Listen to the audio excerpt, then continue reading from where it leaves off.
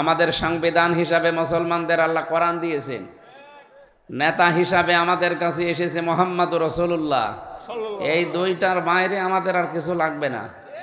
মানুষের তৈরি করা আইন লাগবে, তো কোরআন শরীফ কি খেলা করার জন্য দিয়েছে আল্লাহ? আদর্শ হিসাবে বাবাকে মানবেন, স্বামীকে মানবেন, মানে মুহাম্মদুর রাসূলুল্লাহ দুনিয়ায় আসে নাই, তা আপনাকে অন্য কাউকে মানা লাগবে কোন কারণে? এ পৃথিবীর যাকে আপনি অনুসরণ করেন এই গ্যারান্টি দিতে পারবেন যে এই লোকটা জীবনে কোনোদিন মিথ্যা কথা বলেনি? তাহলে কোন কারণে অন্ধ হয়ে মানা লাগবে তাকে? এ গ্যারান্টিও দেওয়া যায় না যে যত বয়সের যত হায়াত জীবনে কোনোদিন জেনা করেনি, এ গ্যারান্টিও দেওয়া যায় না। দেওয়া যায়? কিন্তু আমরা যার কথা বলছি মুহাম্মদুর রাসূলুল্লাহ জীবনে জেনা না, অবৈধভাবে কারো দিকে আন্দাজে তাকায়ও নি।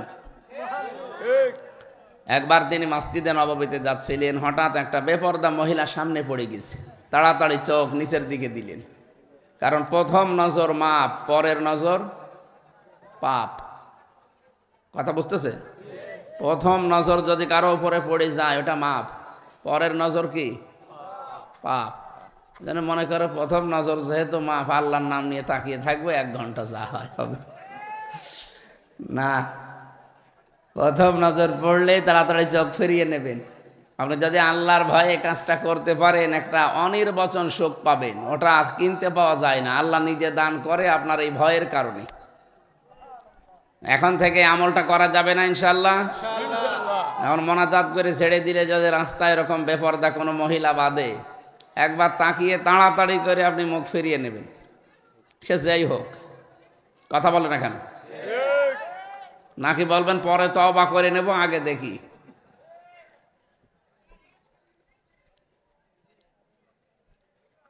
আমরা দেখতে পাচ্ছি এখনো অনেকে কথা বলছে, আর এই বাচ্চারা এই পেছনে গ্যাঞ্জাম করে কি, এদেরকে নিষেধ করেন। আপনারা যারা দাঁড়িয়ে আছেন, এত মূর্তি ভাঙার পরও আপনার লজ্জা করে না দাঁড়িয়ে থাকতে? আর কত মূর্তি ভাঙা লাগবে? এদেশে তো আর মূর্তি পাচ্ছি না, আপনাদের ভাঙা শুরু করা লাগবে নাকি? ভাই দাঁড়িয়ে আছেন কেন? জায়গা পাইলে বসে যান, ভালো লাগবে, আপনারও সওয়াব হবে, আমাদেরও ভালো লাগবে। বসেন। কথা বলা যাবে না, এমনি বসে পড়বে ইনশাল্লাহ। আমার ভাইরা, বিশ্বনবী মুহাম্মদুর রাসূলুল্লাহ তাড়াতাড়ি করে নিজের চোখটা নিজের দিকে নিম্নগামী করলেন। তিনি এমনিতেই মাটির দিকে তাকিয়ে চলতেন বেশি।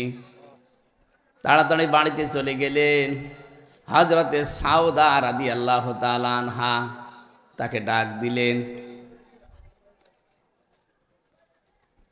তার সাথে তিনি সংসার করার পরে হযরতে সাউদা জিজ্ঞাসা করেন, হে নবী, আপনি তো গিয়েছিলেন নামাজে, তাড়াতাড়ি করে চলে আসলেন কেন? বিশ্বনবী বলে, দেখো আমি যাচ্ছিলাম, কিন্তু বেপরদা একটা মহিলা আমার সামনে পড়ে গেছে, ওদিকে তাকালে যেহেতু গুনাহ হবে, এই জন্য নিজের স্ত্রীর দিকে এসে তাকালাম। মনের ভেতরে যেহেতু আকাঙ্ক্ষা ছিল, এই জন্য সংসারও করেছি। আপনি বলেন তো, শয়তান যাকে ধোঁকা দিতে পারতো না তিনি আমাদের নবী, তার মানে শয়তানের ধোঁকা থেকে আল্লাহ তাকে রক্ষা করে রেখেছিলেন। কি কথা বোঝেন? কোরআনে কারীম জানিয়েছে, ওয়ায়ানসুরাকাল্লাহু নাসরান আজিজা। মহান রব্বুল ইজ্জাতুল জালাল তাকে শক্ত সাহায্য করেছেন দুনিয়ায়। এত মজবুত, এত শক্ত সাহায্য তাকে করেছিলেন যে শয়তানের ধোঁকা থেকে নবীজি মুহাম্মদুর রাসূলুল্লাহ মুক্ত ছিলেন। শয়তান তাকে ধোঁকা দিতে পারে নাই। এই মানুষটা যদি বেপরদা মহিলা দেখলে তারপরও শয়তান তাকে অ্যাটাক করার চেষ্টা করে। আমরা যারা বলি যে আমাদের মন পবিত্র আছে, আমাদের অসুবিধা নেই, আপনি কি বলেন? আপনি কি?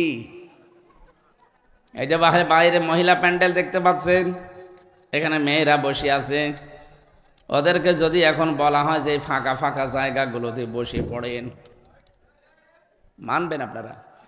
আর এটা জায়েজ আছে? কি বুঝলেন এখান থেকে? এতগুলো জায়গা ফাঁকা পড়ে আছে, মেয়েরাও আছে পর্দার সাথে, ওরা কেউ খোলামেলা নেই। আপনি যে দেখেন প্রত্যেকেই বোরকা পরা, এমনকি মুখও ঢেকে বসে আছে। এরকম পর্দাশীল মহিলা এখানে এসে মাঝখানে বসাবেন, আপনি রাজি না? তাহলে যে দরবারগুলোতে নারী পুরুষ এক জায়গায় জিকির করে, এদেরটা জায়েজ হয় কি করে? আপনি মিলিয়ে দেন যে ওদেরটা জায়েজ হয় কি করে। এখানে ফাঁকা জায়গা পড়ে আছে, তাও আমি বলতে পারছি না যে মা বোনেরা এসে এখানে বসেন, আপনাদের জন্য আলাদা পর্দার ব্যবস্থা আছে, সেখানে যান। আপনার এইটা ভালো লাগে না, যেখানে বাবা শাহজালাল সব হালাল, ওইটা ভালো লাগে। এই জন্য আদর্শ নেতা মুহাম্মদুর রাসূলুল্লাহ ছিলেন। এই পৃথিবীতে আপনি যাকে অনুসরণ করেন, আপনি নির্ভুল তাকে পাবেন না।